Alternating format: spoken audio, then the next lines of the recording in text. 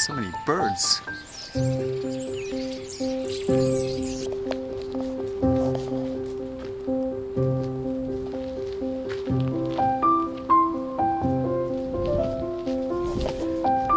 anyone actually take these? Any one of the animals would even eat it.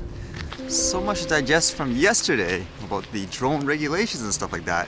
One funny thing that actually happened was I was just talking to a person, just catching up what's going on and all that. And I was just saying like, oh, I guess I'll probably have to take an exam and stuff like that now, like for the drone stuff. And funny enough, the person's first reaction, they don't fly a drone, was someone must have put them up to it, like in terms of like the government, like making the regulations. Like literally, funny enough, their reaction was literally, yeah, someone must have put them up to it because they don't want people like you flying it like so easily. They want to make it harder, make you pay money and so forth. Like it's all money business really. I'm like, wow, like a regular person who doesn't fly a drone would say that. Because for myself, I would personally expect the natural response would be, oh yeah, it makes sense, like for safety and all that for people who don't fly it. But it's just kind of funny how an average individual who doesn't fly a drone would have that perspective about the regulations. It's kind of interesting. It makes me genuinely curious what the majority of the people feel in terms of whether or not they think it truly is about safety in all aspects, or if it is more about, say, business and commercial reasons for stuff like that. The consensus so far seems like if you are a commercial flyer, the new rules benefit you immensely, having to do less things like those SFOCs, like for, I guess, easier tasks. For a recreational flyer, it seems like it depends on what angle you want to see this at. Do you want to view it as in comparison to what we had in the interim orders, or do you want to see it as how it was before there were even any laws in general? That seems to be the main division. Because if you compare it with things like the interim orders, you can say, hey, it's a lot better in many aspects in terms of things like height and all that. Whereas I know a lot of people who fly and make their own RC planes, for example, like for a long time, they basically had their rights taken away in many ways. Unless I'm wrong too, an interesting note is when those interim orders came up before, they were like, oh, just go fly in one of those fields, like those MAX stuff. But to my understanding, they're not protected in this. So they're gonna have to do all the registrations and stuff as well now. One of the interesting topics though about the drones and these regulations, how exactly do you come up with over 250 grams is not considered as like say a toy anymore, it's considered dangerous, while at the same time you kind of categorize that in the same thing as a 25 kilogram drone, for example. So this article kind of describes how one guy was disappointed about it. It says, Halifax drone pilot, lawyer concerned by new Transport Canada regulations. A Halifax privacy lawyer and recreational drone pilot says he's disappointed but not surprised by strict new regulations announced for unmanned aerial vehicles on Wednesday. The regulations announced by Transport Minister Marc Garneau in Montreal apply equally to all pilots whose drone weigh between 250 grams and 25 kilograms, no matter their purpose, whether commercial or recreational. And as the guy said, quoted here, you can go and buy really good ones that are about 300 grams. Those are put in the same category as something that flies through the air and weighs as much as a microwave. I mean, it's true in many ways. And I guess his concern is the younger generation, people being able just to fly in their backyards and stuff. He says that means children won't be able to use them, even to play in their own backyards. It's another key concern, he said, that users who pose minimal safety risks will have to wade through the same bureaucracy as those who pose a higher risk. And then he says, let's say someone has a very large piece of land in the country and they want to fly a drone around there, he said. The person presents no risk to anybody, really, but they're going to be subject to the same rules as someone who wants to fly a 10 kilogram drone in an urban sort of environment. And I think the impact is disproportionate. That's really true if you think about it. To me personally anyways, it almost feels like a lot of these numbers are thrown out there just because it's been used for so long for whatever reason and people are just copying each other as opposed to using actual, I guess, science to determine, hey, this is considered extremely deadly, or look at the way the guy is using this, like, it doesn't make sense to be categorized in the same way. So that kind of raises the point again too, is all of this truly about safety? And when it comes to things like those exams, I was still reading about it, it makes me wonder, how hard is this? Because for flying things like a drone, I'm gonna say it again, it's not an airplane. Like, it's not exactly the same thing. You could argue it would do X amount of damage or whatever, but the way most people fly it, like myself, we do not fly it in an airport and all that stuff.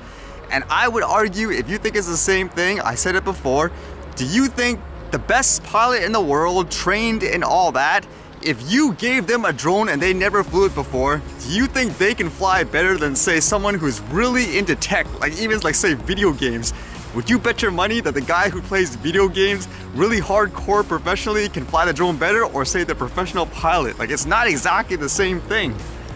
So I was still researching a bit about the exam, because obviously we'll all have to take it. It makes me wonder if I should just do it as soon as possible. That was one of my kind of ideas, to kind of document to see how hard or easy it is, because keep in mind too, they said to fly the drone and stuff you have to be what, at least 14 years old.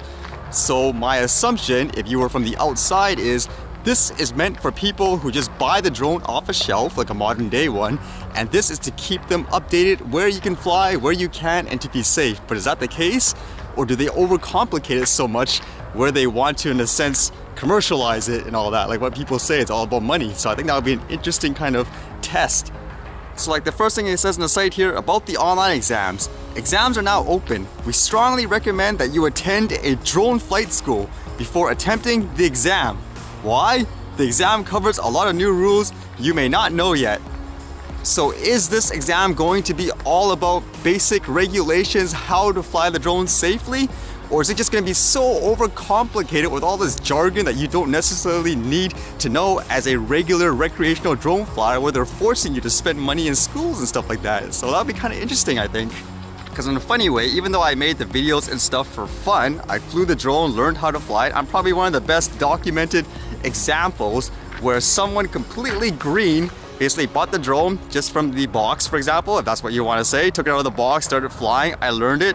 Would you think I'm safe in terms of flying it? Did I necessarily need to understand every single aviation thing there is, like what a regular pilot would know? So it made me wonder, this would be kind of interesting to document if I could. Basically go through the test to see if it actually is relevant for an actual drone flyer and if it has to do about safety.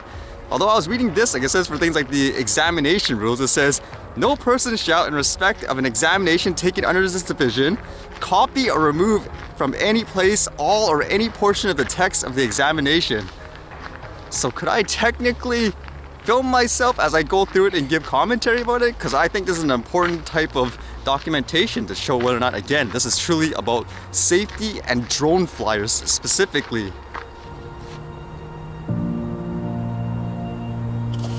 That's kind of hilarious. Again, these geese and stuff, they're not afraid of the drone and stuff, but they were terrified of that truck or whatever you want to call it, thing cutting the grass. And I was able to see the person that looked like they were trying to scare them all the way to here.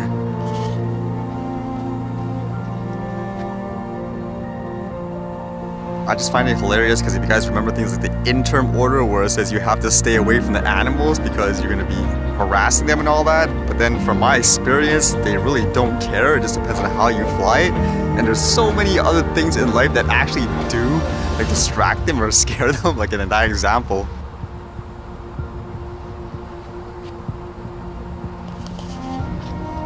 Maybe he wanted to help me get a shot by bringing them all here instead.